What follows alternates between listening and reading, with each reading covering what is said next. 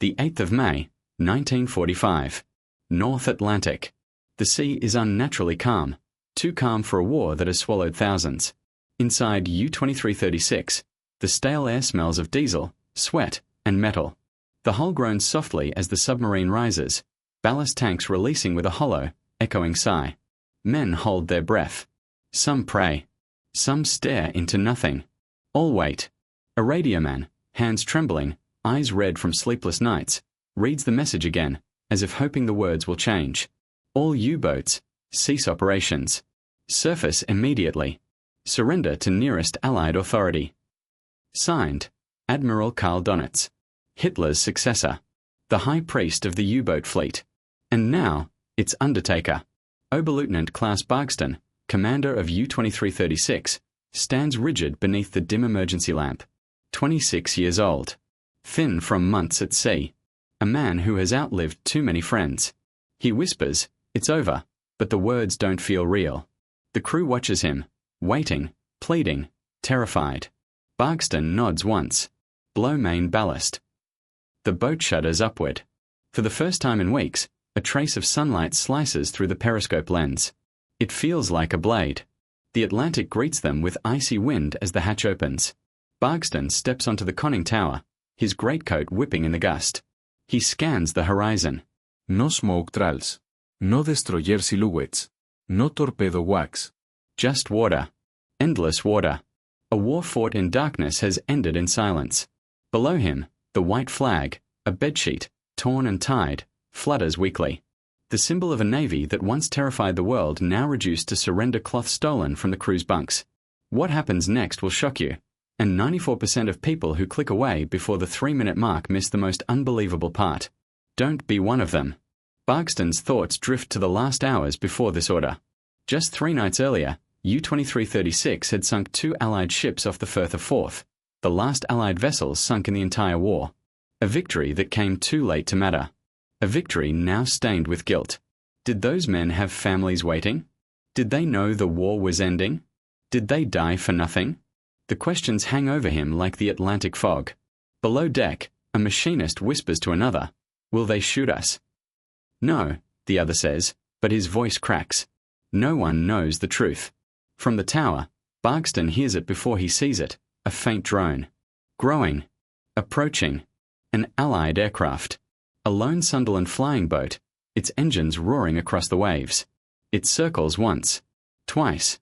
A predator that no longer needs to attack. The spotlight flashes across the German submarine. Hold. Hold. Hold. Then. It banks away. Not a bomb. Not a rocket. Just acknowledgement. For the first time, the crew exhales. Before we continue, drop a comment below and tell us, where in the world are you watching this from? Let's see how far this story reaches. Bargston stares at the fading aircraft, the reality finally settling in. A fleet of steel ghosts, over 150 U-boats, are surfacing right now across Europe. In fjords, in bays, in the open Atlantic. Each with a commander like him, caught somewhere between shame and relief. He grips the cold railing of the conning tower as the horizon begins to populate. A faint shape. Then another. Then 2 more. Allied destroyers. Grey. Silent. Approaching with the inevitability of history itself. U-2336 will soon join the others at Lyserly, the great mass graveyard of surrendered submarines. And Bargston will walk down the gangway not as a hunter of the Atlantic, but as a prisoner of a war that has devoured everything. But for now, in this moment suspended between peace and consequence, one question hangs heavier than the sea itself. What will the Allies do with the most advanced submarine fleet ever built? The salt wind of the North Atlantic still hasn't settled when we pull back to the wider world of May 1945, a world teetering between relief and dread. Germany has surrendered. Hitler is dead. And the oceans, once prowled by silent hunters, have gone eerily quiet. But this silence is deceptive. Beneath it lies a logistical nightmare, a geopolitical tinderbox, and the fate of the most advanced submarine fleet on Earth hanging in the balance. Across Europe, Allied commanders face a problem no one had prepared for. What do you do with an entire navy that suddenly stops fighting, overnight? More than 150 German U-boats are still scattered across the Atlantic, the Bay of Biscay, the Arctic Circle, and the fjords of Norway. These boats, responsible for nearly cutting Britain's lifeline during the war, now begin marching home in a strange, ghostly procession. They surface in sunlight they have not seen in weeks, sometimes months. Some limp towards Scotland. Others drift into Irish harbours, their crews gaunt, exhausted, confused. A few never make it, swallowed by storms or scuttled to avoid capture. This is not just the end of a war. It is the collapse of an entire underwater empire. Inside Allied command rooms, the mood changes from celebration to calculation. The U-boats are more than war trophies, they are blueprints of the future. The British want them. The Americans want them. And so does a rapidly rising force. The Soviet Union. The Type XXI and Type 23 submarines, sleek, streamlined, revolutionary, represent a technological leap so significant that they will shape submarine warfare for decades. The Cold War hasn't begun yet, but it is about to, and the U-boats are its opening move. Harbours overflow with surrendered boats. Engineers crawl over rusted hulls. Intelligence officers seize codebooks, torpedoes, snorkel systems, anything that reveals how the Germans built these machines. Crews are detained, interrogated, and held for months. Some, like the young sailors from Trondheim, try to understand what their future looks like. A few officers still cling to the remnants of the Kriegsmarine's honor. Most simply want to go home.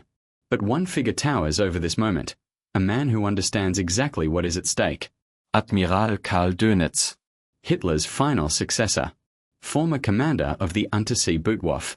The architect of the Wolfpack strategy that terrorized the Atlantic. He knows the U-boat fleet cannot survive. But he also knows its secrets can. His final order, surface and surrender, has ended the shooting war. But it has triggered a new conflict. A scramble for control of the ocean's future. The eerie quiet after years of submarine warfare. The exhaustion and defeat of U-boat crews. The tense rivalry forming between former allies. The sense that the world has stepped into a new, uncertain era. Because just when the Allies think the U-boat crisis is under control, they make a decision that will erase nearly an entire navy from existence and ignite decades of conspiracy, archaeology, and Cold War intrigue. And that decision is Operation Deadlight. The harbours of Lysoli, Loch Erebor, and Portland are choked with submarines. Their black hulls gleam dully in the morning sun, each boat a hollow testament to a war that has finally ended. Crews shuffle along the docks, dragging their gear, faces hollow from months of confinement beneath the waves. Silence dominates, broken only by the occasional clang of a mooring line or the distant cry of a gull. Among them, Oberleutnant Klaus Bargston, commander of U-2336, walks stiffly down the gangway. His coat is damp with Atlantic spray. His fingers are raw from gripping steel rails for weeks without relief. For the first time, he breathes freely, but freedom tastes strange. There is no cheering, no medals awaiting him, only uncertainty. He watches as Allied boarding parties swarm over his submarine, cataloguing every control panel, chart, and torpedo tube. Their eyes are hungry for knowledge, their questions relentless. Where is the snorkel system? An officer asks. How deep could you run submerged? Each question is a needle, each answer a wound to Bargston's pride. He knows that these interrogations aren't about justice. They're about power, control, technology. The Allies are not interested in honoring the fallen. They are studying the machines that once hunted their convoys. And they are not alone in this pursuit. Across Europe, the Soviet Union is watching, demanding a share of the fleet. The Cold War has not yet begun in name, but in spirit it is already here. Every Type XXI or 23 design captured, every secret valve or battery system uncovered, could shift the balance beneath the oceans. Admiral Karl Dönitz lingers in the shadows of surrender, aware that his final order, cease operations, surface immediately, has not only ended the war but preserved the secrets of his U-boat fleet. He watches as officers dissect his navy, knowing that some technologies could live on even as the hulls themselves face destruction. Dönitz is a strategist to the end, a man balancing honor and inevitability. Meanwhile, Allied officers, Royal Navy captains and US Navy engineers, move methodically. They log hull numbers, photograph interiors, seize anything of tactical value. Their minds are alive with calculations. Which boats to sink? Which to study? Which could alter the very nature of underwater warfare? Each officer carries the tension of the unknown, aware that one misstep could squander an unprecedented intelligence windfall. For the U-boat crews, Life has collapsed into monotony punctuated by fear. Some, like Barkston, are interrogated daily. Others languish, uncertain if they will ever see Germany again. The war is over, but the psychological toll lingers. Defeat, shame, relief, and the haunting memory of those they sank in the final days of conflict. By late May 1945, the Allies face a single, urgent question. What do we do with these submarines? Keeping them afloat costs immense resources. Storing them indefinitely is impractical. The Soviet Union demands its share. Some boats are battle-worn, rusted, leaking, barely seaworthy. And yet, these steel predators represent the cutting edge of naval warfare. The Type XXI snorkel system, unprecedented battery capacity, hydrodynamic hulls, features that will shape submarines for decades. Each hull is a lesson in engineering brilliance. Allies debate, plan, and argue. Destroy them. Study them. Divide them. Every decision carries weight. Every action will echo far beyond the immediate post-war months. For the crews, the crisis is intimate and personal. Their lives, careers, and futures hang in the balance. For the Allies, it is strategic and global. And for history, the outcome will define the very future of underwater combat. By November 1945, the Allies had made their choice. The war was over, and the U-boat fleet would not survive. Over 100 captured submarines were corralled in British harbours, Lysahle, Loch Ryan, and Portland, each a dark monument to German naval ingenuity. Keeping them afloat was costly, dangerous, and strategically unnecessary. The solution, Operation Deadlight, a carefully orchestrated plan to sink most of the surrendered U-boats in the cold waters of the North Atlantic. The scale of the operation was immense. The Royal Navy designated 3 scuttling areas northwest of Ireland, XX, YY, and ZZ, locations chosen for deep water, isolation, and minimal risk to shipping. Tugboats were dispatched to haul the submarines hundreds of miles into the Atlantic. But the vessels themselves were far from cooperative. Many were battered by Allied bombing raids, months of unmaintained service, or deliberate sabotage. Hulls leaked. Ballast tanks failed. Engines refused to turn. Storms howled over the North Atlantic, threatening to claim the submarines before they reached their designated graves.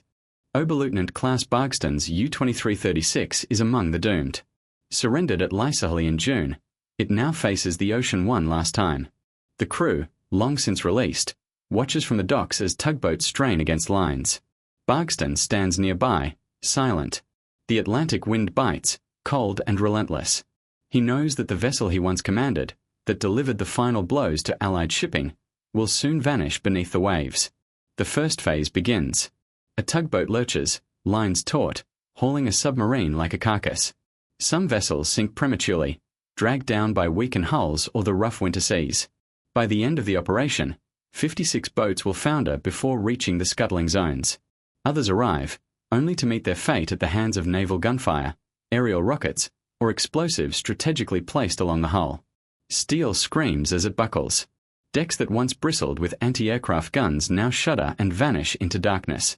Among the notable victims, U-2336, the last U-boat to sink Allied vessels, goes under in January 1946.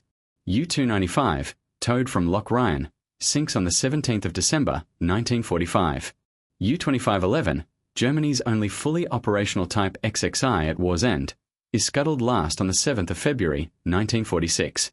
The operation is mechanical, methodical, almost clinical, but it is not without drama.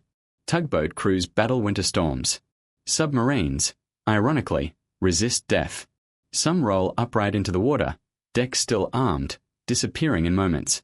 Others break apart on the tow, leaving twisted steel and oil slicks marking their passing.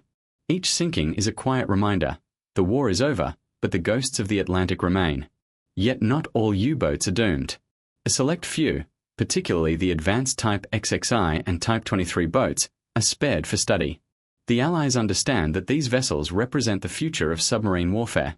Long endurance, streamlined hulls, enhanced battery capacity, and the snorkel system enabling sustained underwater operations. Engineers from Britain, America, and the Soviet Union inspect every detail, reverse engineering German ingenuity. Some hulls are tested for depth charge resistance. Others serve as templates for post-war submarine construction. Operation Deadlight is more than a cleanup operation. It is a deliberate erasure. The Kriegsmarine's undersea empire, once a nightmare to Allied convoys, is reduced to rusting husks at the bottom of the Atlantic, a vast graveyard stretching across hundreds of nautical miles. But even as steel descends into cold silence, its legacy is far from over. These submarines, whether destroyed or preserved, will influence naval architecture, Cold War strategy, and the imagination of historians and archaeologists for decades. The Atlantic swallows another submarine. The tugboats pull back. The ocean returns to silence. And somewhere, beneath the waves, the ghosts of Germany's U-boat fleet wait, preserved in mud, steel, and memory. While most of the U-boat fleet vanished into the icy North Atlantic, a handful of submarines were spared, not for pride, not for honor, but for knowledge. The Allies knew that the German Type XXI and 23 designs represented a revolution. Sleek hulls, enormous battery capacity, snorkels that allowed sustained submerged operations. These machines were a blueprint for the future of underwater warfare, and every navy wanted them. The first to claim their prizes were the United States, the United Kingdom, and the Soviet Union, guided by the Tripartite Naval Commission formed in August 1945. Each nation received 10 submarines for detailed study. Engineers and naval officers dissected every inch: propulsion systems, silent running technology, periscope designs, torpedo tubes, even hull welds. In workshops from Portsmouth to New London, technicians crawled inside German submarines like surgeons examining a body, cataloguing innovations that would soon reshape submarine fleets around the world. Among the captured submarines, U-234 is extraordinary. Intercepted on the 14th of May, 1945 en route to Japan, its cargo is startling: uranium oxide, jet engine components, and advanced electronics. For the U.S. Navy, it is a trove of secrets. Engineers study every crate, every pipe, every schematic before eventually sinking the submarine during weapons tests in 1947. U-234 is a symbol of the dual nature of German engineering: technological marvels that had served destruction, now fueling the next generation of military science. Across the Iron Curtain, the Soviets are quick to seize the most advanced boats. Several Type XXI submarines enter Soviet hands, dissected plate by plate in shipyards. From these, the Soviets developed their Whiskey-class submarines, a direct descendant of German ingenuity. Suddenly, Germany's once-feared wolfpack tactics have left a permanent mark, not on the seas of World War II, but on the waters of the Cold War. The West watches uneasily as former allies turn the spoils of war into a technological advantage, and naval intelligence begins plotting the next moves beneath Arctic ice. The Royal Navy integrates select boats for testing.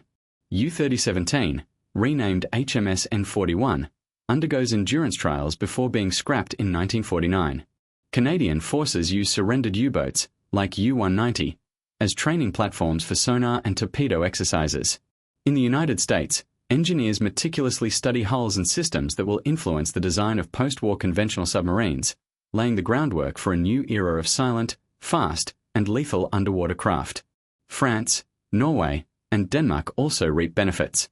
U-123, renamed Blazon, serves in the French Navy, while Norway and Denmark adapt German technology for training and coastal patrol. The redistribution of these submarines, while framed as scientific curiosity, carries unmistakable geopolitical weight. Every hull transferred, every innovation studied, tightens the web of early Cold War strategy. Or at German engineering brilliance. Tension between former allies now entering a technological race. Unease at the rapid Soviet adoption of Type XXI technology. Triumph and discovery for engineers, juxtaposed with the eerie knowledge of the war's human toll. Even as the Allies celebrate their new knowledge, the oceans below remain littered with rusting skeletons. Operation Deadlight has claimed most of the fleet, but a few survivors linger, silent, preserved, waiting to tell their stories. These submarines, now tools of intelligence and prototypes for post-war fleets, will shape the Cold War and the future of naval combat. But what of the men who once crewed them? What of the lives, the battles, the personal costs that built these vessels? The story of the U-boat doesn't end with sinking or study. It continues in human memory, museums, and the hidden depths of the Atlantic. Decades pass, and the Atlantic's cold, dark waters keep their secrets. The majority of Germany's U-boat fleet remains entombed beneath waves off Northwest Island, a vast underwater graveyard stretching across hundreds of nautical miles. For years, these wrecks are forgotten, coordinates on Royal Navy charts, mere dots marking steel carcasses. But beneath the mud and silt, the U-boats wait, silent witnesses to a war that claimed 30,000 German submariners and countless Allied sailors. In the early 2000s, maritime archaeologist Innes McCartney leads expeditions that rediscover these wrecks. Using sonar and deep-sea photography, he identifies at least 14 intact hulls, upright, deck guns still visible, steel encrusted with coral and history. The Deadlight wrecks, once a methodical erasure of a navy, now provide historians and engineers with a rare glimpse into wartime design and hasty scuttling practices. Not every U-boat met its watery grave. Some were spared, preserved as symbols of history and technological achievement. U-995, surrendered at Trondheim, served briefly with the Norwegian Navy before returning to Germany in 1965. Today, it sits at Labo, near Kiel, a museum ship where visitors descend into the claustrophobic quarters of 45 men. U-505, captured in June 1944, was transported to the Museum of Science and Industry in Chicago, the first enemy warship ever displayed on American soil. U-534, raised in 1993 from the Kattegat Strait, now displays cut sections revealing the cramped, mechanical interior of a German submarine. U-123, renamed Blazon, served in the French Navy before being preserved at Lorient, once a major Kriegsmarine U-boat base. Walking inside these vessels, visitors feel the weight of history, the tension of patrols in the Atlantic, the fear of depth charges, the camaraderie, and the losses of the crew. The submarines are more than machines. They are memorials to human endurance, ingenuity, and tragedy. The U-boat fleet was an empire of steel, perfected for stealth and destruction. But beneath the tactical brilliance lay the human story. Months in cramped, dark interiors, constant danger from Allied patrols, and the psychological toll of hunting and being hunted. Oberleutnant Klaus Bargston, commanders like him, and their crews were caught between duty and survival, victory and morality. Operation Deadlight erased the physical presence of most submarines, but it could not erase their influence. The innovations of the Type XXI, streamlined hulls, advanced batteries, snorkels, formed the foundation of post-war submarine design worldwide, influencing Cold War fleets from the Atlantic to the Pacific. In a sense, Germany's last wartime invention became the blueprint for the nuclear age. Reverence for the technological and human legacy of U-boats. Reflection on the lives lost and the endurance of survivors. Or at the rediscovery of the Deadlight wrecks. Tension between destruction, preservation, and memory. The Atlantic keeps its secrets, yet the U-boat story endures in museums, archives, and minds around the world. The steel that once hunted the oceans now rests in silence, teaching lessons of innovation, conflict, and the human cost of war. From surrender to scuttling, from study to preservation, the German U-boat fleet has left a dual legacy, one above water, tangible and educational, one below water, mysterious and haunting. For Bargston and countless others, the Atlantic is a reminder of choices, survival, and surrender. For historians and engineers, it is a treasure trove of knowledge. And for the world, it is a story of how machines of war can become instruments of memory, ghosts of steel resting between history and the sea. The U-boats have sunk, but their story still resonates in every hull studied, every museum visited, and every ocean wave that brushes their resting place.